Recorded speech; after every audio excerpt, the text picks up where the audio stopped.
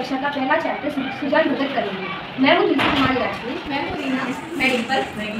आज हम सब मिलकर सुजान भगत शुरू करें। शुरू करने से पहले चैप्टर के बारे में जान लेते हैं। चैप्टर का नाम है सुजान भगत। सुजान भगत चैप्टर को लिखा गया प्रेमचंद जी द्वारा। तो चैप्टर शुरू करने से पहले हम कवि के बारे में जान लेते हैं। कवि का नाम है प्रेमचंद जी। इनका जन्म 21 जुलाई सन 1980 को हुआ था, काशी में हुआ।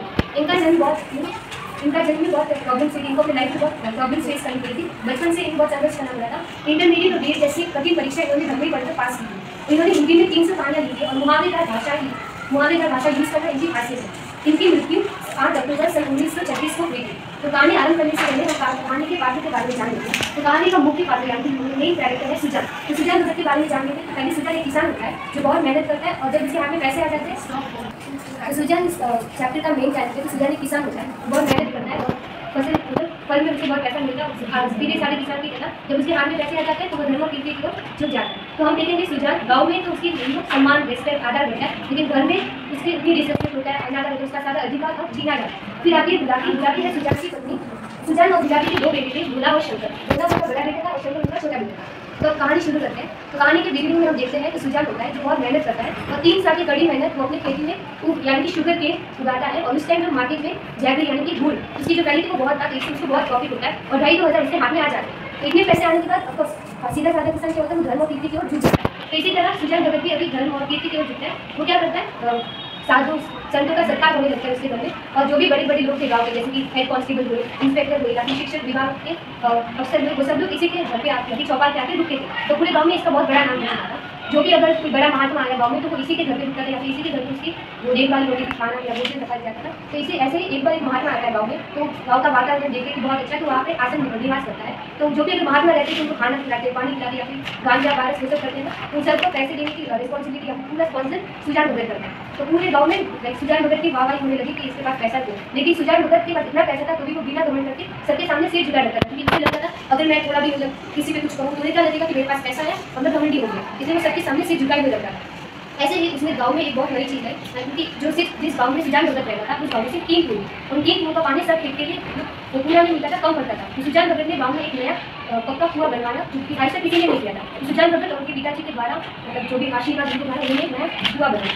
तो अभी तक बात की सुजान भगत की लाइफ स्टाइल के आगे क्या होता है वो हम देखेंगे। तो एक बार क्या होता है, सुजान भगत के घर पे कुछ यात्री आते रुकते हैं, यानी जो भी उस गाँव से पास करता है तो वो सुजान भगत के यहाँ पे आते रुकते हैं। तो उनके लिए खाना हुआ, पानी हुआ, सब सुजान भगत के घर की ओर से होता है। तो यात्री जब जा रहे थे तो सुजान भगत के दिल में मन में आशा होती है कि वो भी यात्री के साथ अपनी यात्रा जाए। तो वो अपनी बुलाकी यानी कि उसकी पत्नी को बोलती है कि हम लोग भी चलते हैं, लेकिन बुलाकी मना करती है कि अब क्या करना, अगले साल चले जाएंगे। क्योंकि उसे बुलाकी का कहना होता है कि इस बार हमने बहुत पैसे खर्च कर लिए, क्योंकि कुआं बनवाया, उसके पहले और कुछ बनवाया, तो हमारा हाथ खाली हो जाएगा, इस साल रहने देते अगले साल चलेंगे। तो तब सुजान कहता है कि अगले साल क्या होगा किसे पता, अगर दुकान को देना होगा तो वो दे देंगे पैसे, हम लोग अभी चलते। तो बुलाकी के पास कुछ बोलने के लिए कुछ होता नहीं, क्योंकि भगवान और भक्ति के काम पे क्या ही बोल सकते। इसलिए दोनों सुजान और बुलाकी यात्रा में चलते अगले सुबह। और जब आते हैं तो कहाँ भी हम लोग जाते थे, फिर से आगे के बाद सबसे मिलते हैं। तो ऐसे जब ये दोनों यात्रा करके फिर से आए थे तो पूरे 11 गाँव में सुपारी बांटी गई थी और ब्रह्मभोज यज्ञ ये सब हुआ।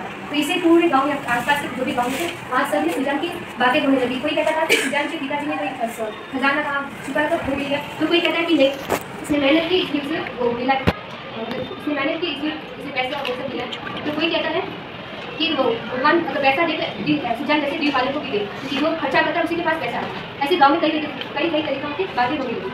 तो नेक्स्ट सीन में क्या होता है, अभी सुजान जो पहले मेहनत था अब वो सुजान भगत बन चुका है। तो सुजान भगत से मतलब क्या है, सुजान अभी पहले काम करता था, किसान था और वो सबकी मतलब खुद का काम कर रहा था, एक मजदूरी था, लेकिन अभी वो भगत बन चुका है। तो जब कोई भगत बनता है तो उसे कुछ रूल्स एंड रेगुलेशन फॉलो करने होते हैं, जैसे हमेशा पहले नहाना है और वो भी स्पेशली गंगा जी के पानी से नहाना होता है। लेकिन जरूरी नहीं है ना कि हर कोई गंगा जी के पास अगर वो दूर होता है तो नॉर्मल पानी से नहा सकता है, लेकिन कुछ भी स्पेशल कुछ भी स्पेशल फेस्टिवल होता है तो वो गंगा जी के यहाँ जाके नहाता है। तो नहाने का होता है, फिर खाना क्या लेना है क्या नहीं लेना वो भी उसको ध्यान रखना है। और झूठ अगर भी एक बार भगत बन जाता है तो उसे फॉलो करना है। अगर कोई साधारण इंसान झूठ बोले तो पनिशमेंट में 1 या 2 बचते हैं, 1 या 2 सजा मिलती है। लेकिन अगर कोई भगत झूठ बोले तो उसकी सजा 1 लाख से कम नहीं होती। यानी जब हम भगत बोले तो हमें पूरा सच बोलना चाहिए, झूठ नहीं बोलना चाहिए। अगर जैसे कि अज्ञानी कुछ गलती करे तो उसकी सजा मिल सकती है माफ़ी की, लेकिन अगर कोई ज्ञानी गलती करे तो उसकी माफ़ी नहीं है, अगर माफ़ी है भी तो वो बहुत कठिन होती है। तो जो भी भगत है उसकी मर्यादा हमको फॉलो करनी पड़ती है। तो सुजान महतो जो पहले किसान था सुजान भगत बन चुका, तब वो भगत बन चुका तो उसकी मर्यादा फॉलो करनी पड़ेगी, जैसे झूठ नहीं बोलना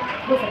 तो अभी पहले क्या होता है, सुजान भगत बनने से पहले वो काम करता था मेन चीज़, जैसे पैसे लेना, फिर ब्याज लेके उसे लेना, ऐसा काम करता था। तो जब ये भगत बनने मतलब भगत हो जाने के बाद ये काम करता है तो उसे खुद बड़ी शर्म आती है कि मैं ऐसा कैसे करा, मतलब पैसे देना फिर ब्याज दे, तो उसमें ब्याज देने में भी उसे शर्म आ रही थी। और फिर ये अभी बन गया भगत, जिसको तो सब के बारे में दिखता है कि उसे ये मुझे उसका रोया दिखने रोया मतलब मन या फिर उसको उदास नहीं करना, उसके सपने पूर्ण में नहीं है पैसे। और जैसे ये भगत था तो कोई भी गाय का दूध लेते समय ये बछड़ी का ध्यान रखता था कि कई बछड़ा भूखा ना रह जाए, इसलिए वो दुहाते समय भी बहुत ध्यान से रखता था कि किसी का रोया दुखी नहीं होना चाहिए। और पहले ये मजदूरी था तो मतलब क्या करना था कि मजदूर से ज़्यादा काम कराना है लेकिन कम पैसे देना। लेकिन अब जब ये भगत बन चुका है तो इसका क्या था उद्देश्य कि मजदूर से जितना काम हो सके उतना ही कराना है, लेकिन मजदूरी उसे ज़्यादा देनी है। पहले वो क्या करता था, उसे ज़्यादा काम कराना है लेकिन मजदूरी कम देनी है। तो भगत बनने के बाद उसका माइंड सेट अलग हो गया, वो हेल्प करना चाहता था सबकी, किसी को दुखी नहीं होने देना चाहता ऐसे। तो वो हर चीज़ में बदलाव होने लगा, अब वो किसी भी चीज़ मतलब किसी को भी किसी का रोया दुखी नहीं करना चाहता था ऐसे। तो वैसे हो रहा है तो हर चीज़ में जो गुलाबी और उसके जो बेटे थे वो सुजान को कोसने लगे थे, उसे हर बात में ताने देने लगे,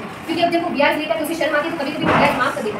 तभी इनका प्रॉफिट अभी पैसे कम मिल गए तो गुलाबी और गुला शंकर इसको हर बात पे ताने मारते थे। और अब कैसे होने लगा, पूरे गाँव में सुजान की रेस्पेक्ट सम्मान हुआ आदर हुआ बढ़ता जा रहा था, क्योंकि वो सबकी भलाई कर रहा था, लेकिन घर में उसकी पत्नी और उसके दो बेटे उसे ताने मारे।